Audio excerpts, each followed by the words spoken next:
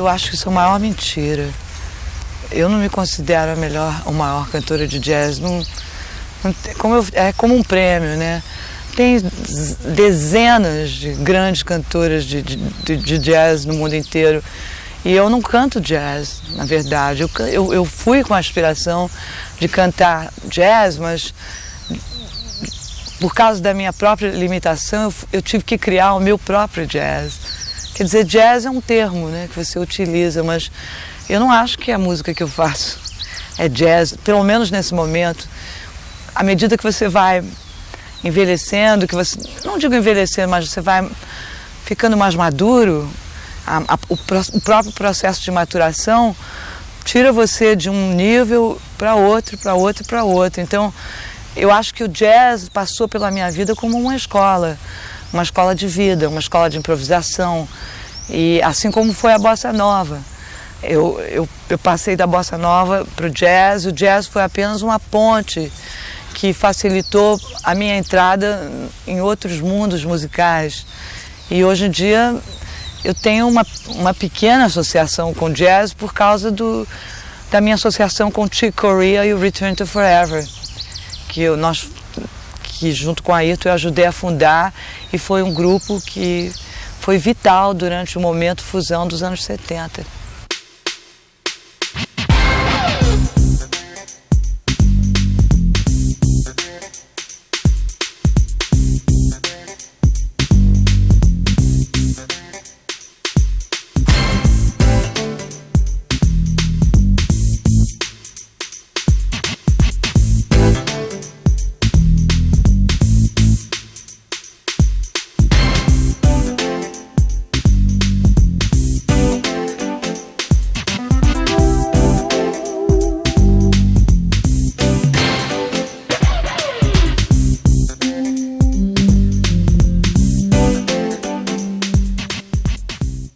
Eu tive alguns problemas para começar a minha carreira aqui no Brasil.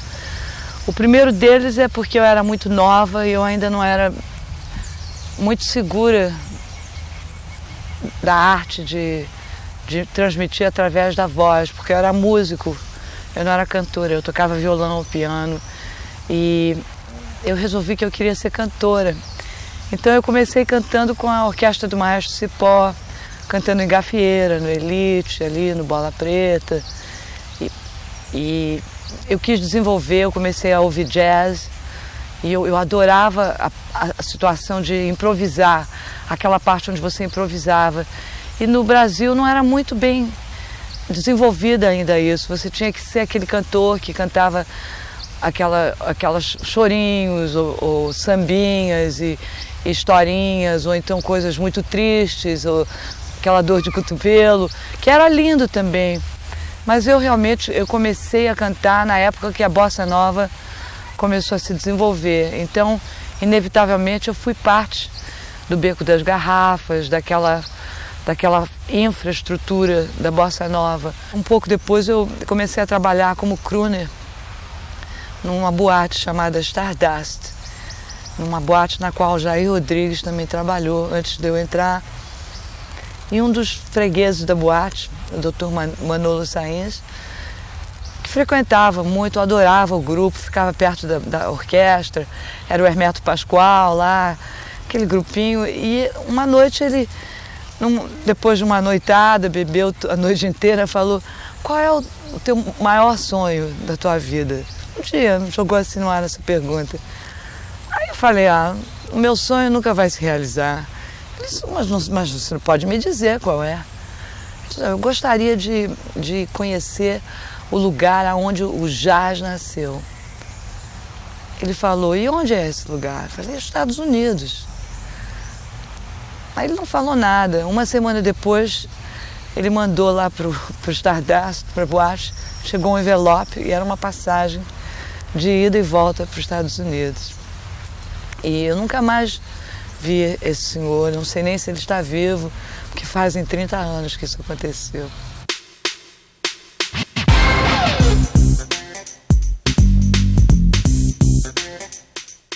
Antes de eu viajar para os Estados Unidos, o Hermeto me chamou e disse assim: minha filha, vem cá, não vai chegar lá nos Estados Unidos e cantar e tentar cantar igual as americanas que já moram lá, já nasceram com tudo isso em cima.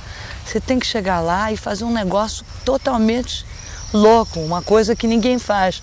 Por exemplo, use a sua voz para fazer sons. Na época, eu não entendi bem o que ele queria dizer com isso. Eu achei ele um pouco louco, na verdade, porque o Hermeto sempre foi um pioneiro em experimentação. Mas ele era muito consciente naquilo que ele estava me dizendo.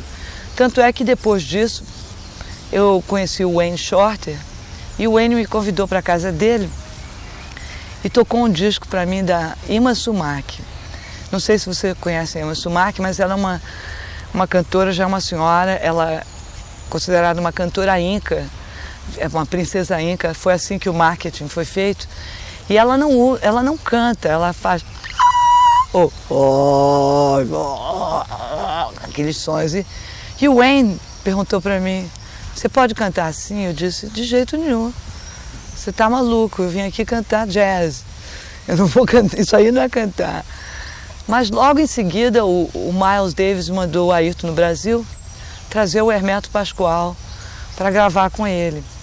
E aproveitando que o Hermeto estava lá, nós resolvemos gravar o primeiro disco do Ayrton, Seeds on the Ground, e a gravadora assinou o Hermeto Pascoal e eu também.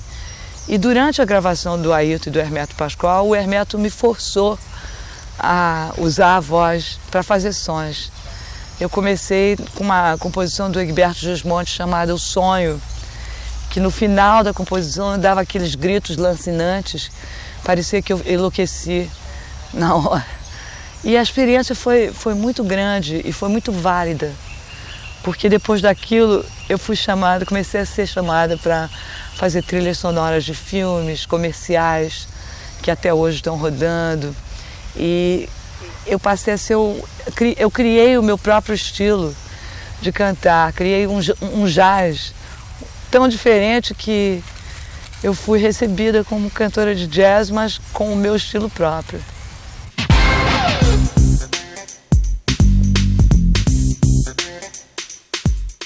As minhas influências musicais no momento são o Ayrton, Wayne Shorter,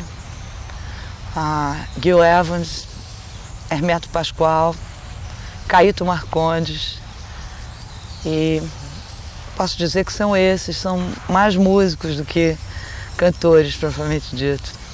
Não, eu gosto de vários gêneros musicais, porque eu fui criada em música clássica por causa dos meus pais, mas eu adoro tudo, inclusive adoro um rock legal, adoro Nirvana, gosto por causa das crianças, né? Eles tocam o dia inteiro, um blues, um dos gêneros que me atrai muito, mas tem dois tipos de música boa e música ruim. Então, música boa é música boa, tanto faz o gênero que seja. Maria Callas, Pavarotti, como é que você não pode não gostar?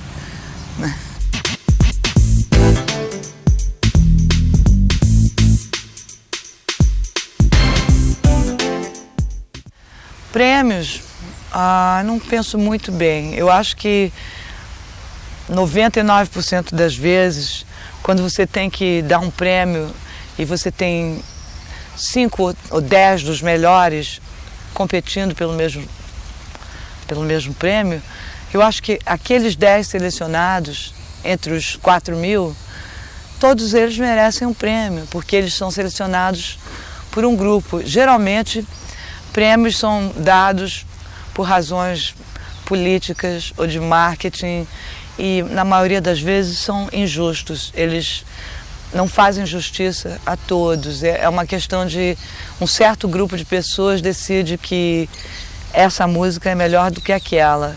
E eu não sei o critério de avaliação, falando em prêmios de música, você está falando em prêmios em geral. Eu acho que prêmio é uma forma injusta de reconhecimento, porque muita gente merece ser reconhecida e você escolher um entre centenas, você deixa de reconhecer o esforço e o trabalho e o corpo de trabalho de outros que estão talvez até há mais tempo batalhando e são responsáveis por aquele um que ganhou o prêmio.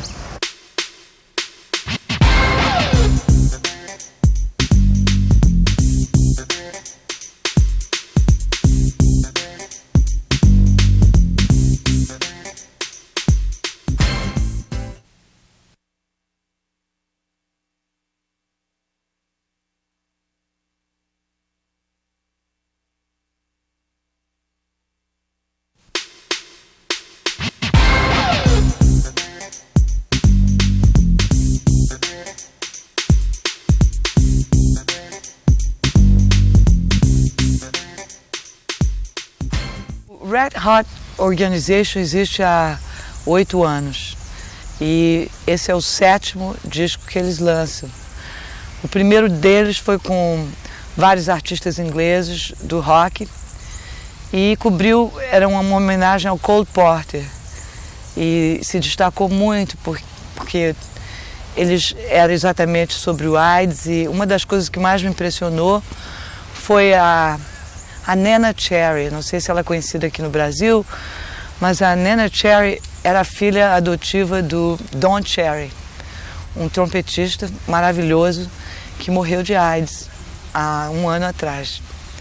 Então, quando eu vi ela cantando I've Got You Under My Skin, eu me emocionei muito, porque eu era muito amiga do pai dela e eu a conheci num programa de televisão onde eu era apresentadora, era uma série de jazz e eu estava apresentando o Oscar Peterson e mais 2 grandes músicos americanos e ingleses e ela estava apresentando um outro grupo de músicos e nós nos conhecemos e conversamos e ela me disse: meu pai é músico. Eu falei: quem é o seu pai? Ela falou: é o Don Cherry. E eu não sabia que o Don tinha uma filha. Então eu soube que no final já da vida dele, ele tentando combater o vício que ele tinha, ele se mudou para a casa dela, passou muito tempo lá, ela alugou uma escola no meio da floresta e saiu de Londres porque ela era muito reacionária e cuidou do pai e tudo, e ele parou. Mas a essa altura, depois de todos esses anos, eu acho que ele não pôde lutar contra o vírus, propriamente dito. E para mim foi muito emocionante ver a filha cantando uma música como I've Got You Under My Skin no projeto Red Hot and Blue, que foi o primeiro projeto da Red Hot Organization. E inicialmente, eu não compreendia, eu não gosto muito de fazer benefícios, porque a gente nunca sabe para onde que o dinheiro vai mesmo, se é usado para as finalidades que as pessoas dizem que é. E de 10 ou 20 que nós somos convidados por ano, a gente faz 2 ou 3. A gente seleciona e faz. Quando eles me chamaram inicialmente, eu disse que eu não queria, não podia. Eu estava gravando um disco e estava fazendo 2 shows por noite, era em Londres. Aí eles explicaram para mim que o Brasil, meu país, era o 3º país do mundo mais afetado pela doença. E em 24 horas eu pedi um tempo para pensar. Eu cheguei à conclusão que, de alguma forma, eu tinha que dar a minha contribuição, afinal de contas era o meu país.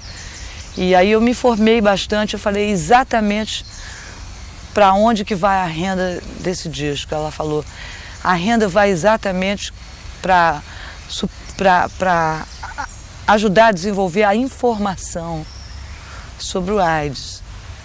Quer dizer, eles não vão nem se ofereceram a comprar remédios, ou a dar comida, ou a cuidar de aidéticos. Eles disseram: não, nós vamos disseminar a informação para proteção contra o AIDS. Eu falei: mas isso vai incluir também as mulheres pobres, que não sabem ler nem escrever, que não podem se informar, a não ser que tenham equipes designadas para irem nos morros, nas favelas, onde essas pessoas, você fala AIDS, eles não sabem nem do que você está falando. Eles falaram: vai servir para tudo isso e mais alguma coisa. Aí eu aceitei participar do projeto, que acabou tentando ser um tributo ao Jobim, sendo que a maioria das músicas são composições do Jobim, mas a minha não é. A que eu participei, por exemplo, já não é um tributo ao Jobim. Foi depois feita para esse projeto. Chama-se Non-Fiction Burning, que quer dizer queimando sem ficção.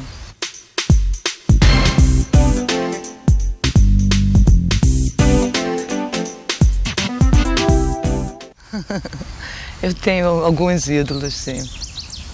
Por exemplo, Jô Soares, um grande ídolo meu.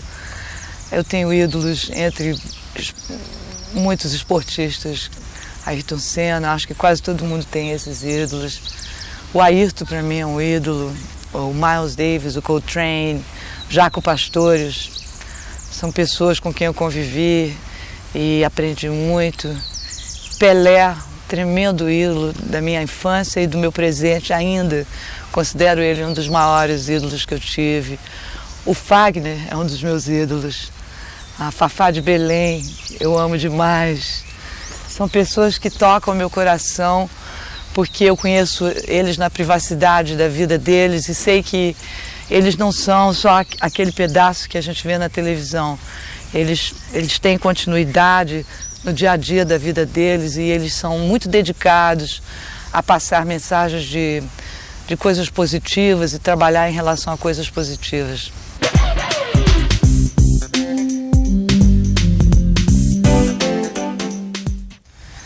Eu acredito, eu acho que se não fosse Deus eu não estaria nem viva nesse momento, por todas as esquinas por onde eu andei. Eu não era para mim estar aqui conversando com você agora. Então eu cheguei à conclusão que Deus me poupou para que eu pudesse seguir a minha missão e poder continuar falando com jovens e as pessoas que seguem o nosso trabalho como uma prova ao vivo de que se não fosse por Deus, talvez eu não estivesse aqui. Eu não sei se eu gostaria de ser lembrada. Eu acho que é o que a gente deixa que é lembrado, né? São as coisas que a gente faz que marcam uma era, que marcam uma época. E eu não faço questão de ser lembrada. Eu acho que o trabalho que eu faço é mais importante do que a pessoa. Então a pessoa é só uma passagem mesmo.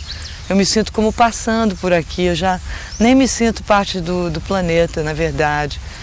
Eu me sinto uma flora virgem, uma flora indevassável. Ainda consigo transar com a fauna numa boa, consigo trocar com a fauna que é o meu companheiro, Ayrton. E eu acho que essa questão de ser lembrada é irrelevante no momento.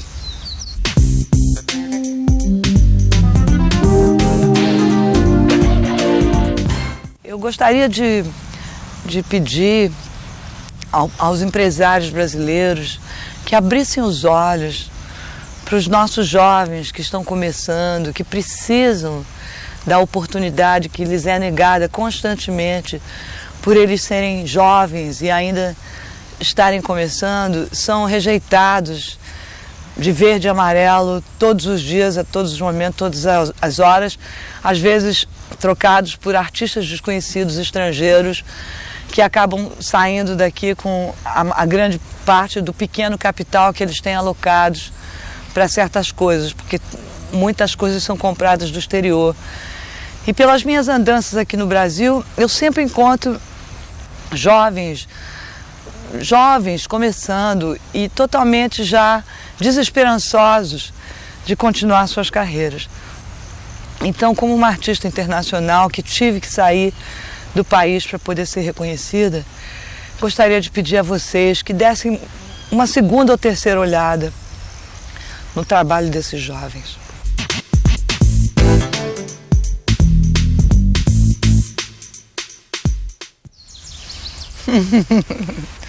O Ayrton Moreira, para mim, é o som.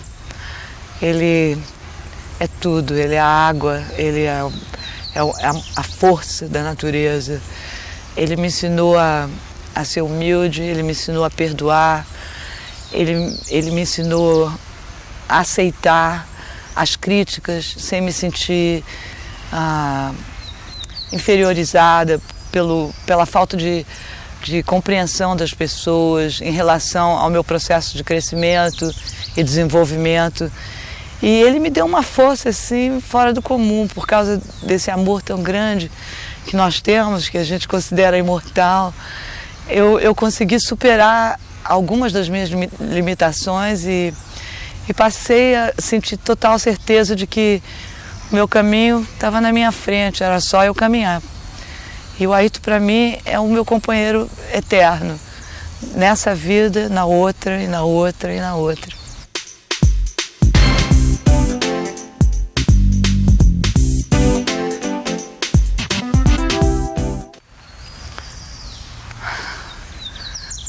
Eu gostaria de pensar que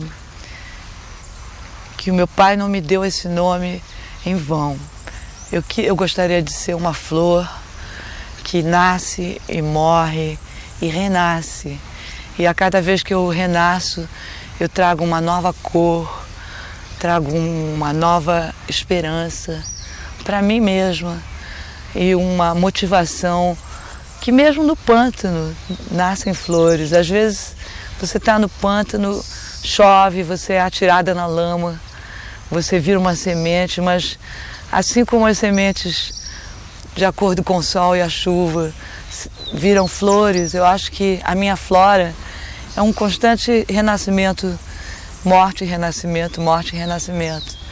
Então eu gostaria de ser aquela flora que os homens ainda não encontraram, aquela flor que está lá no meio da floresta, tão densa que aqueles homens que estão derrubando tudo não conseguem nem chegar lá, porque é muito difícil. Tem uma fauna inteira diante deles para proteger justamente a flora, para ela ser preservada, para talvez um dia ela poder curar pessoas aidéticas, pessoas com câncer, pessoas que estão mentalmente consideradas loucas, na verdade não são, mas são pessoas que conseguem falar com outro universo. Eu gostaria de ser essa flora. E se Deus me permitir, o meu trabalho vai ser em direção a isso.